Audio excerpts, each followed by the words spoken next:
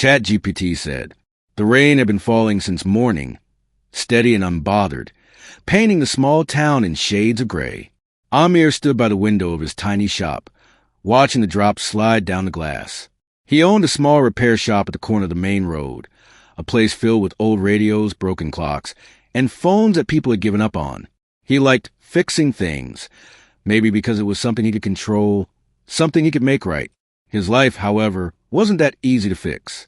It had been 2 years since his wife, Zara, left for another city to work as a nurse. They had promised to visit each other often, but life had its way of breaking promises. At first, calls were daily, then weekly, then months passed in silence. Amir never complained. He just told himself she was busy saving lives. That morning, a young boy entered the shop, soaked, shivering, clutching a broken wristwatch. "Uncle, can you fix this?" It was my father's. "It stopped working yesterday," the boy said. Amir smiled faintly and took the watch. The glass was cracked, the hands frozen at 3:47. He opened the back, cleaned the gears carefully, and replaced a small spring. "It'll start again," he said softly, moored himself then to the boy. When he was done, the second hand began to move again, ticking gently like a small heartbeat.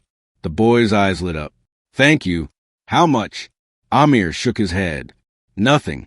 Just promise me you'll take care of it." The boy smiled, nodded, and ran out into the rain.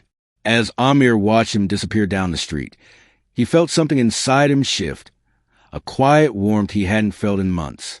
He sat back down at his desk and noticed his own wristwatch, still set to the time Zara had left 2 years ago. He had never wounded again.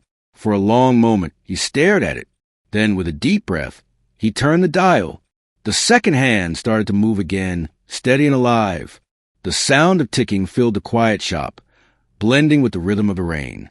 Outside, the clouds began to part, letting a faint line of sunlight touch the wet street.